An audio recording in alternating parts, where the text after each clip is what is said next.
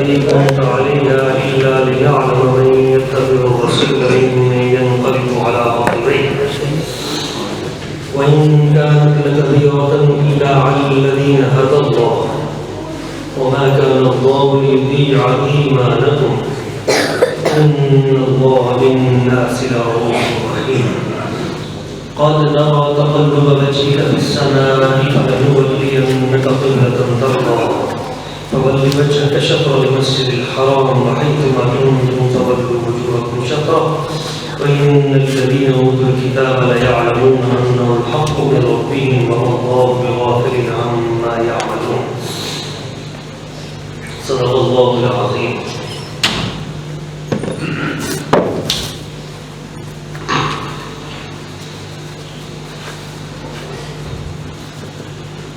بسم اللہ الرحمن الرحیم. آپ پڑھیں گے بسم اللہ الرحمن الرحیم. سيقول السفهاء من الناس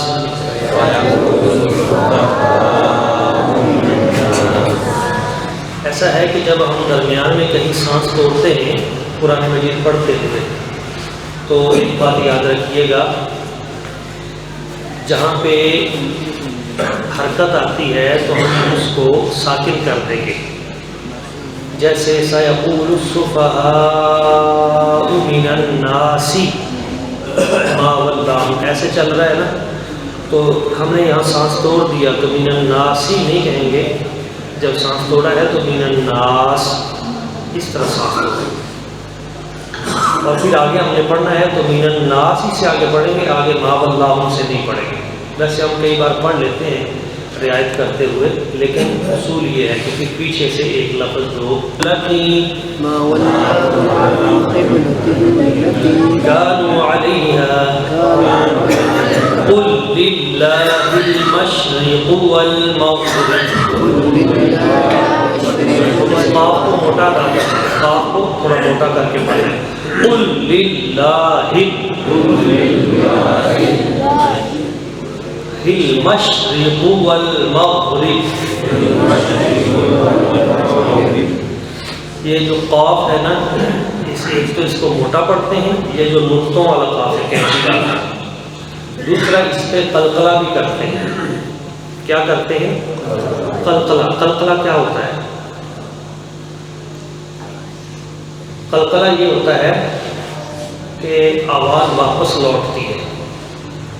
میں آپ کو مثال دیتا ہوں.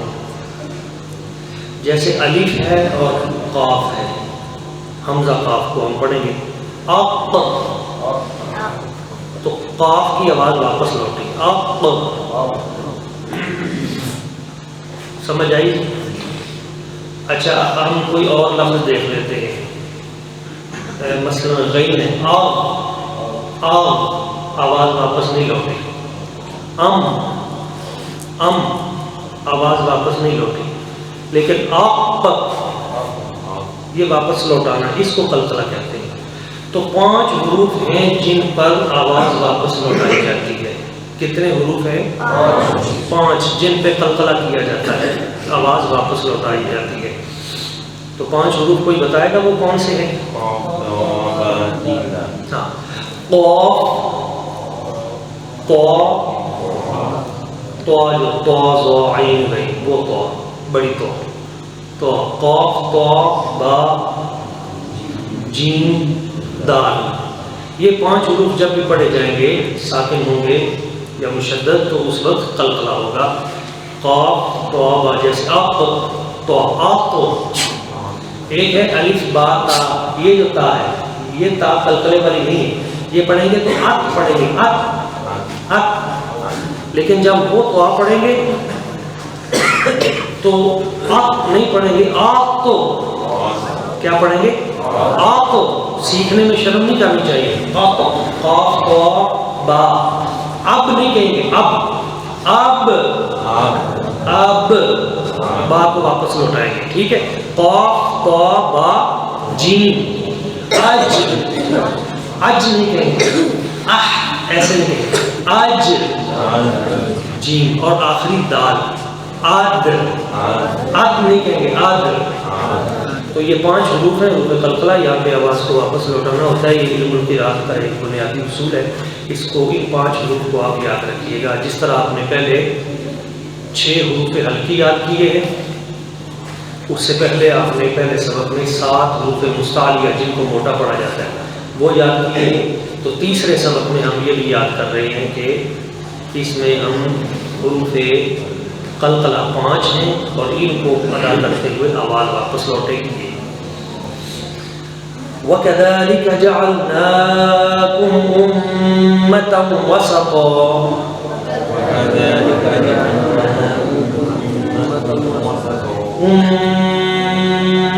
میم پہ گننا ہوگا۔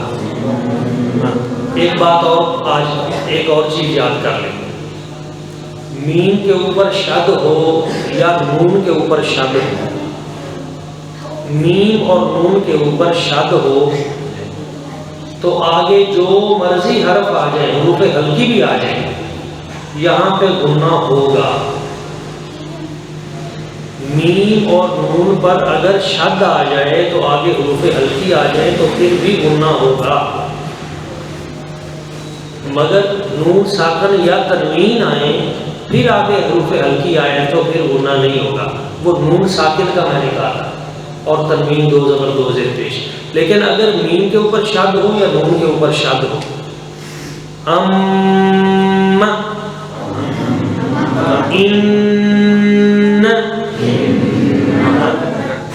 اب انا کے آگے جو مرضی آ جائے، مثلا انا اعطینا، آگے الف آ گیا، حمزہ ہے، حمزہ عین ہا غین کا حروف حلقی میں ہے، لیکن چونکہ نون کے اوپر شد ہے تو ہم نے یہ اصول سادہ یاد کر لیا کہ نون اور میم پہ جب بھی شد ہوگی تو گننا کرنا ہے، جو مرضی آ گیا ہے تو یہاں پہ گننا ہوگا۔ وَكَذَلِكَ جَعَلْنَاكُمْ أُمَّةً وَسَطًا،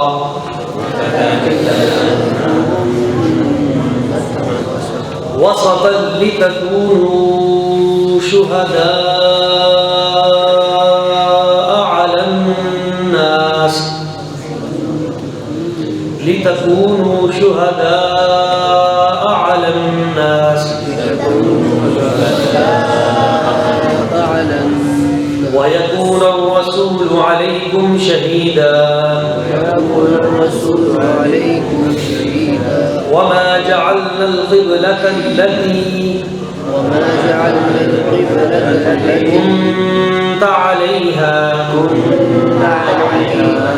إِلَّا لِنَعْلَمَ مَنْ يَتَّبِعُ الرَّسُولَ،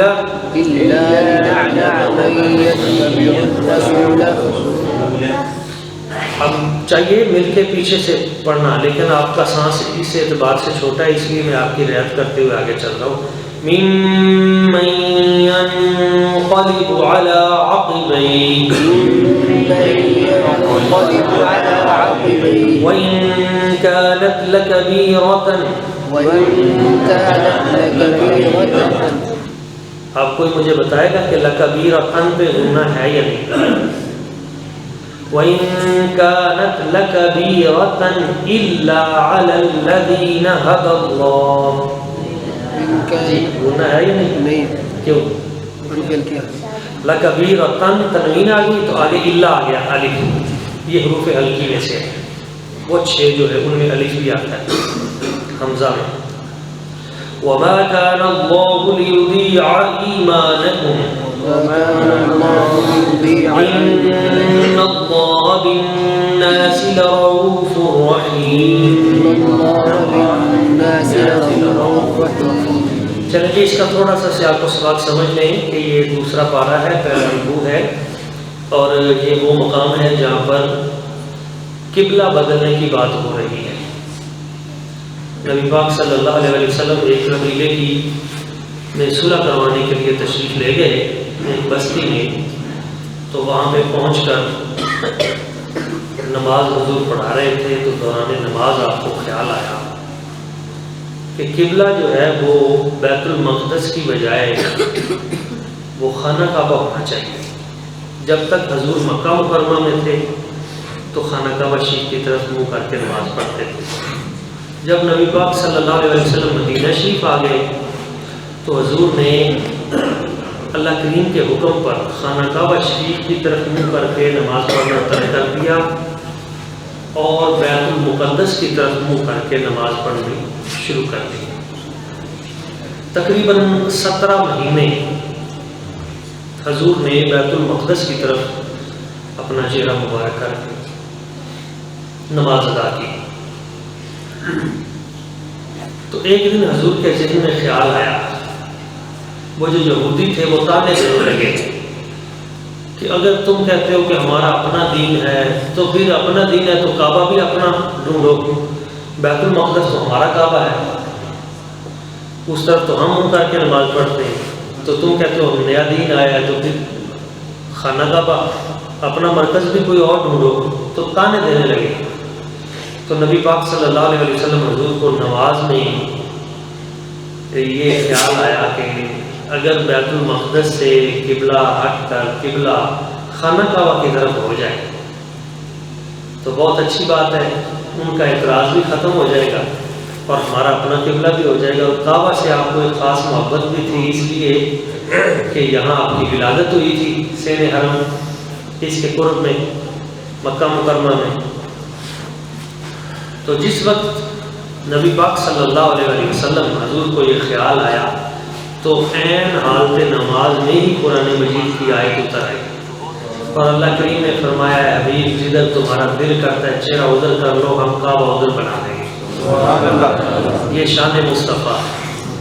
تو اس مقام پہ وہ آ رہا ہے کہ سیقول السفہاء، سیقول، ایک چیز یاد رکھیں کہ ہر وہ عربی کا لفظ وہ فعل جس کے شروع میں سین آ جائے، کیا آ جائے؟ سین، تو وہ مستقبل کے معنی میں چلا جاتا ہے۔ سین اور سوفا مستقبل کے لیے ہوتا ہے۔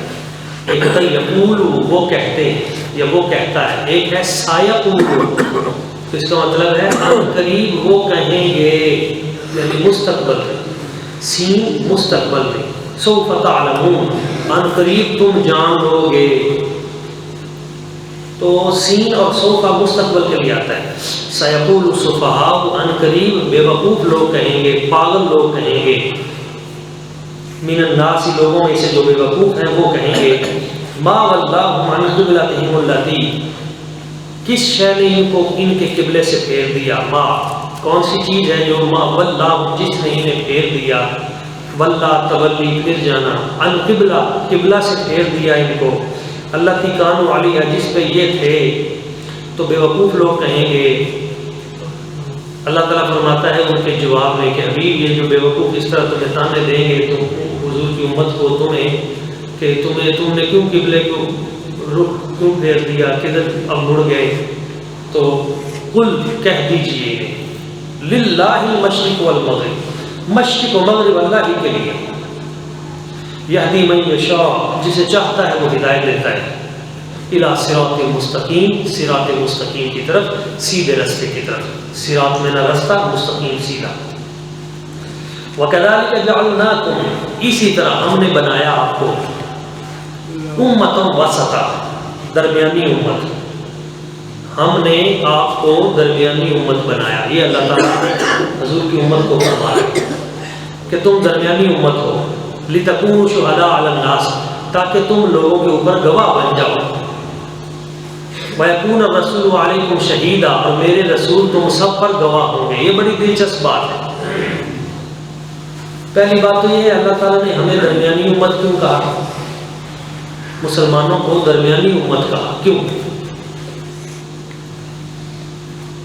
بہت سی اس کی وجوہات ہیں۔ ایک تو حضور کی امت کو درمیانی سی دی گئی ہے، ایک متوسط امت دی گئی ہے، عمر دی گئی ہے جس میں یہ اپنا کام کر کے دنیا سے چلے جائیں۔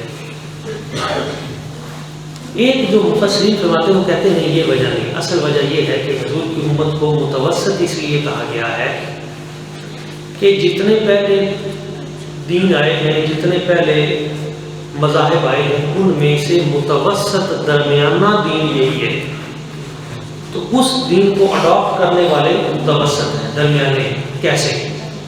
پہلے دین بدل گئے تھے، یہودی عیسائی وہ کہتے تھے کہ اللہ تعالیٰ بہت سے ہیں، مثلا وہ کہتے تھے بی بی مریم بھی اللہ ہے، حضرت عیسیٰ علیہ السلام اللہ کے بیٹے ہیں، جبریل امین بھی اللہ ہے اور اللہ بھی اللہ ہے، معاذ اللہ ثم معاذ اللہ استغفر اللہ۔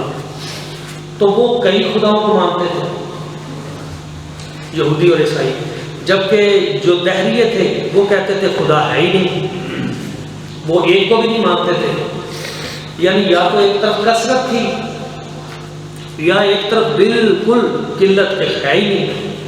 تو فرمایا تم دین متوسط والے ہو، کیونکہ نہ تم 3-4 کا قول کرتے ہو، نہ یہ کہتے ہو کہ رب ہے ہی نہیں، تم کہتے ہو ایک ہے۔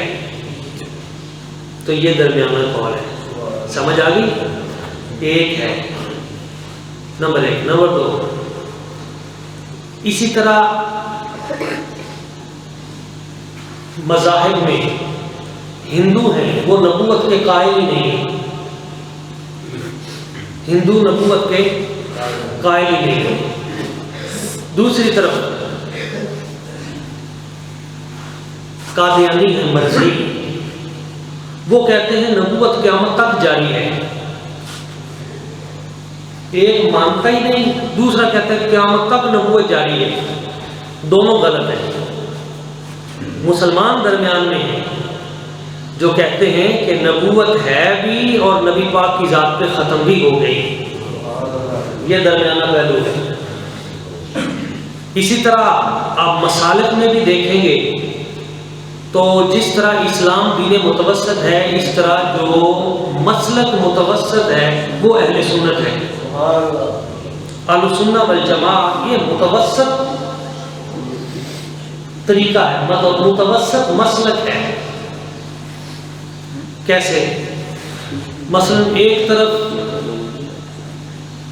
معتزلہ ہے، وہ کہتے ہیں کہ انسان اپنے افعال کا خالق خود ہے، جبکہ ان کے دوسری طرف ایک اور مذہب والے ہیں، وہ کہتے ہیں کہ نہیں، انسان وہ تو مجبور محض ہے، وہ قدر جبریہ عقیدہ ہے، وہ کہتے ہیں انسان جو ہے وہ تو کچھ کر سکتا ہی نہیں۔ معتزلی کہتے ہیں جو کچھ کرتا ہے کرتا ہی انسان ہے۔ تو درمیان میں اہل سنت ہے، وہ کہتے ہیں کہ انسان مجبور محض بھی نہیں ہے اور انسان اپنے افعال کا خالق بھی نہیں ہے، انسان اپنے افعال کا خالق نہیں، خالق اللہ ہے، انسان کو اللہ نے کچھ اختیار دیا ہے، کچھ اپنے پاس رکھا ہے، اصل قوت اللہ کی ذات پاک۔ تو یہ درمیانہ ہے۔ ایک خوارج ہیں، وہ کہتے ہیں جو بندہ گناہ کر لے تو گناہ کبیرہ بندے کو ایمان سے خارج کر دیتا ہے، بندہ کافر ہو جاتا ہے۔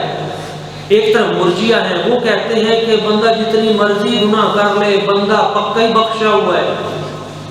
درمیان میں اہل سنت ہیں، وہ کہتے ہیں نہ تو بندہ گناہ کبیرہ سے کافر ہوتا ہے اور نہ ہی یہ کہ بندہ کہے کہ میں بس بخشا جو مرضی گناہ کر لوں، نہ، گناہ کی سزا ہوگی، اس لیے توبہ ضروری ہے۔ تو یہ درمیان والا۔ اسی طرح اعمال میں بھی آپ دیکھ لیں تو اللہ کریم نے انہیں ایک متوسط درجہ دیا ہے۔ ایک طرف رافضی ہیں جن کا عقیدہ یہ ہے کہ وہ صحابہ کرام کو بھی گالیاں دیتے ہیں، بعض ازواج مطہرات کو بھی گالیاں دیتے ہیں، معاذ اللہ ثم معاذ اللہ۔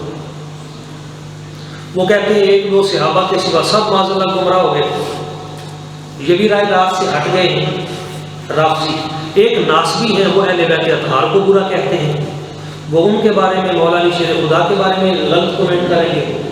تو ہم اہل سنت ہیں جو درمیان میں ہیں، ہم حضور کے صحابہ کو بھی مانتے ہیں، ہم حضور کے اہل بیت کو بھی مانتے ہیں۔ اور آج کے دور میں بھی آپ دیکھیں تو مختلف مسالک ہیں۔ ایک طرف وہ متشدد وہابی ہیں جو مطلب ہر معاملے میں جو جن کا نقطہ نظر یہ ہوتا ہے کہ ہم نے امت سے اختلاف کرنا ہے، تشدد کرتے ہوئے جس طرح امت کر رہی ہے ویسے نہیں کرنا۔ اور ایک طرف وہ لوگ ہیں جو بالکل ایسے جو حالات کے پیچھے چل پڑے ہیں جن کے ہاں نماز کی ویلیو ہی نہیں ہے، وہ کہتے ہیں تہاڈی 5 ویلے ساڈی 8 ویلے۔ یہ دونوں گمراہ ہیں۔ یہ درمیان میں اہل سنت کا طریقہ ہے کہ نماز، روزہ، اعمال صالحہ، ان تمام چیزوں کا اہتمام بھی کرنا ہے اور نبی پاک صلی اللہ علیہ وسلم کے صحابہ، اہل بیت، اولیاء کرام، ان سب کو بھی ماننا ہے۔ یہ متوسط ہے۔ اور ایک متوسط کا معنی یہ بھی ہے کہ ساری امتیں پہلے سے چلی آ رہی ہیں، آدم علیہ السلام، نوح علیہ السلام، ابراہیم علیہ السلام، نبیوں کی امتیں، تو ان سب نبیوں کی امتوں کے آخر میں کون سی امت آئی؟ نبی پاک صلی اللہ علیہ وسلم کی، اور حضور کی امت کے بعد آگے کیا ہے؟ قیامت، آگے قیامت۔ تو قیامت میں اور آدم علیہ السلام سے لے کر پچھلی جو پہلے والی امت ہے، ان میں، ان کے درمیان میں جو امت ہے، یعنی شروع سے اور آخر سے قیامت، ان کے درمیان میں وہ امت مصطفیٰ ہے۔ تو اس لیے اس کو اعمال بھی ایسے عطا کیے گئے کہ وضو میں بھی پانی کے ساتھ متوسط یوں ہے کہ اگر پانی نہیں ملتا تو چلو آپ تیمم کر لو۔ روزہ تمہیں بھی 30 روزے رکھنے ہیں، فمن کان منکم مریضا او علی سفر فعدۃ من ایام اخر، اگر آپ مریض ہیں یا مسافر ہیں تو چلو بعد میں رکھ لیں۔ تو متوسط دین بھی متوسط ہے، درمیانہ ہے، سختی نہیں، کھڑے ہو کے نہیں نماز پڑھ سکتے تو آپ بیٹھ کے پڑھ لیں، بیٹھ کے نہیں پڑھ سکتے تو لیٹ کے پڑھ لیں، لیٹ کے نہیں پڑھ سکتے تو اشارے سے پڑھ لیں۔ تو دین یہ متوسط دین ہے جو ہر حال میں انسان کے کام آنے والا ہے۔ تو اس لیے کہا گیا کہ اے امت، ہم نے تمہیں متوسط امت بنایا، درمیانی، لِتَكُونُوا شُهَدَاءَ عَلَى النَّاسِ، تاکہ تم لوگوں کے اوپر گواہی دو گے، تم گواہ بن جاؤ اور تمہارے اوپر تمہارے رسول گواہ بنیں گے۔ یہ اس بات پہ میں عرض کرنا چاہتا ہوں کہ اللہ نے حضور کی امت کو بھی بڑی شان دی ہے۔ اللہ نے فرمایا لِتَكُونُوا شُهَدَاءَ عَلَى النَّاسِ، تاکہ تم گواہ بن جاؤ۔ تو ہمیں اللہ نے حضور کی امت کو گواہ بنایا ہے، کن پر گواہ بنایا ہے؟ یہ بڑی کمال بات ہے۔ پہلے دور کی امتوں پر اور ان کے نبیوں پر اللہ نے حضور کی امت کو گواہ بنایا ہے۔ پہلے دور کی امتیں قیامت والے دن اللہ کی بارگاہ میں حاضری دیں گی، نبی بھی جائیں گے، تو اللہ تعالیٰ فرمائے گا نبیوں سے کہ تم نے تبلیغ نہیں کی تھی، ان لوگوں کو بتایا نہیں تھا کہ میں ایک ہوں، قیامت آئے گی۔ تو وہ نبی کہیں گے یا اللہ، ہم نے اپنی امت کو بتایا تھا، یہ سامنے کھڑی ہے، ان سے پوچھ لے، ہم نے تیری دعوت دی تھی، توحید کی بات کی تھی، تجھے سجدے کی بات کی تھی، قیامت کی بات کی تھی، پوچھ لے۔ اللہ تعالیٰ اس امت سے پوچھے گا ہاں بھائی یہ نبی تمہارے پاس آئے تھے، انہوں نے تمہیں نیکی کی باتیں کی تھیں؟ وہ چٹی ننگی انکار کر دے گی، وہ کہے گی یہ آئے ہی نہیں، ہم تو ان کو جانتے نہیں۔ اب آپ دیکھیں کیا عجیب منظر ہوگا قیامت میں۔ اللہ کریم فرمائے گا اے نبی، تم نے یہ تبلیغ نہیں کی تھی؟ یا اللہ کی تھی۔ ہاں بھائی تمہیں تبلیغ کی تھی، وہ کہتے ہیں ہم انہیں جانتے نہیں، یہ تو ہمارے پاس آئے نہیں تھے کبھی۔ تو اللہ تعالیٰ نبی سے فرمائے گا، اس نبی سے، نوح علیہ السلام سے، شعیب علیہ السلام سے، موسیٰ علیہ السلام سے، پہلے دور کے نبیوں سے، اچھا تم آئے تھے؟ وہ کہیں گے یا اللہ ہم آئے تھے، اب یہ مکر گئے۔ تو اللہ تعالیٰ فرمائے گا اچھا تو تم گواہ پیش کرو۔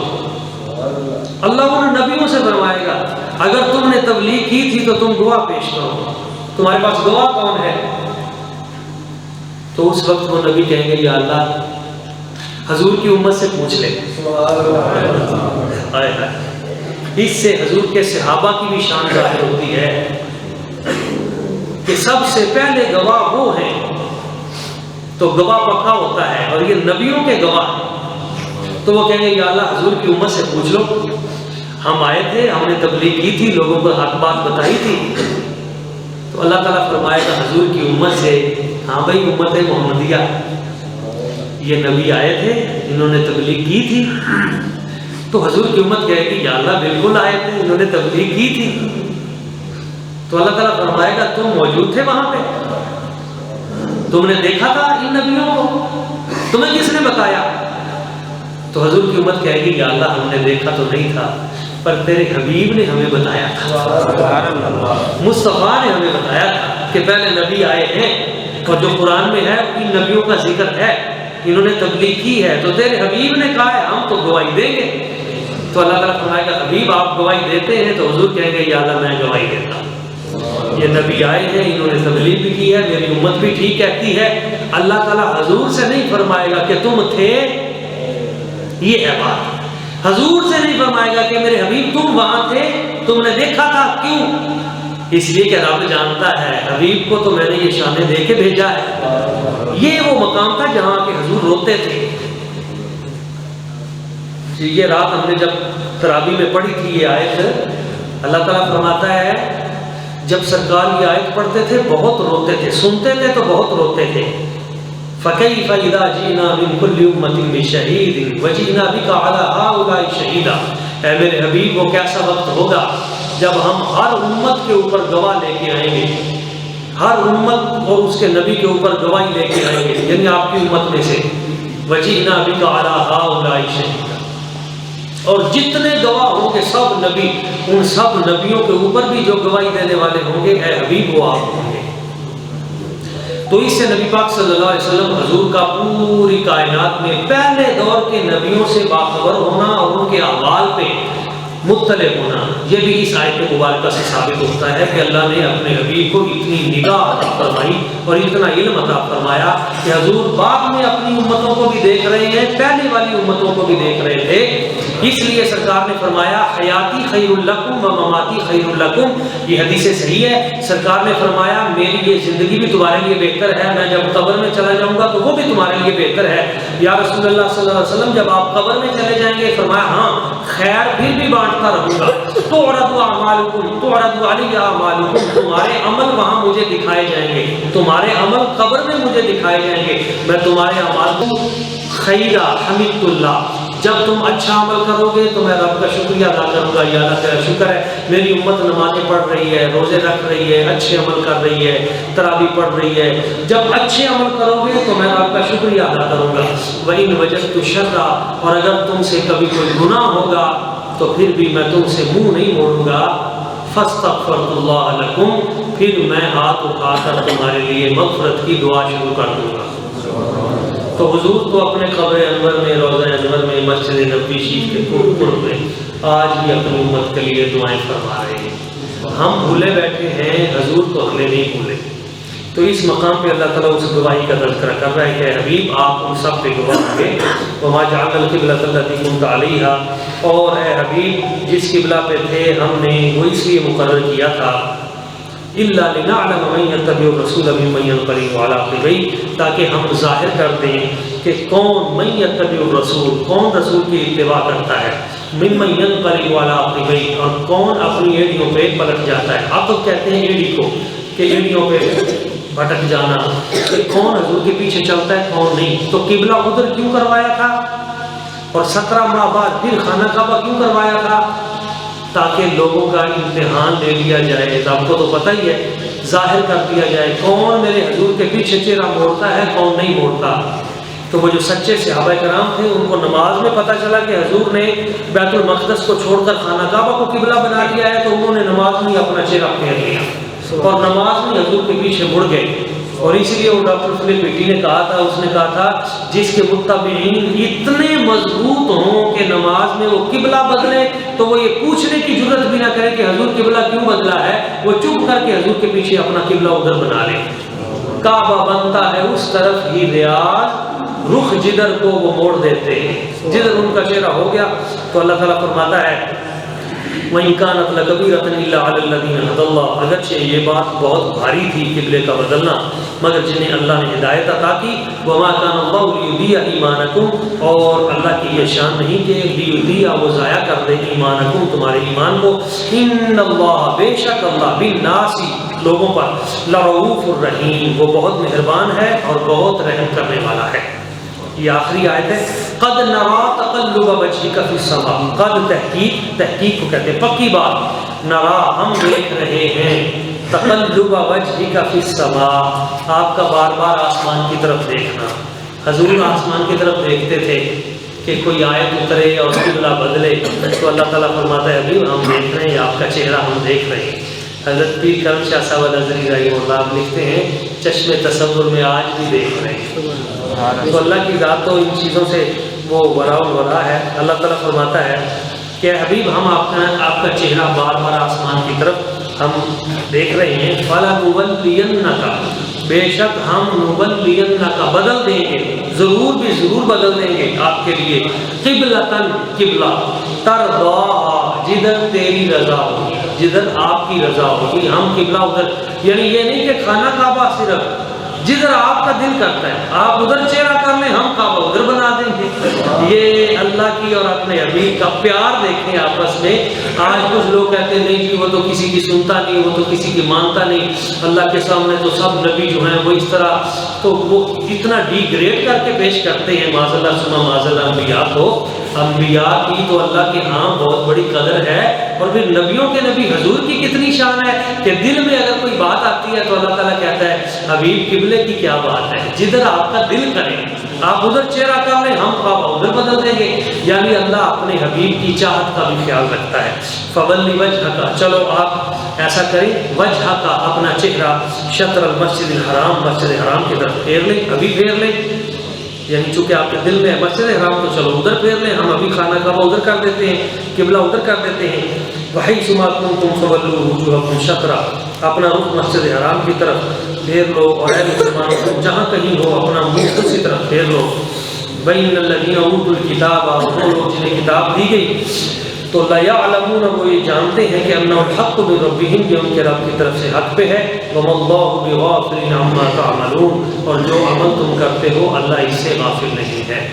تو یہ جہت قبلہ کے حوالے سے آج مختصر سی گفتگو تھی. اور ہم نے دوسرے پارے کی ابتدائی جو حصہ ہے اس کی تلاوت بھی سیکھی، اس میں سے الفاظ کے کچھ معنی بھی سیکھے اور حروف قلقلہ یہ بھی آج سیکھے. اور خانہ کعبہ جو ہے یہ کتنے عرصے بعد بدلا اور کیوں بدلا اور ہم امت متوسط کیوں ہیں، یہ چند چیزیں کل انشاءاللہ تیسرے پارے کا پہلا رکوع اس پہ ہم انشاءاللہ تعالیٰ کچھ سیکھیں گے. اللہم صلی علی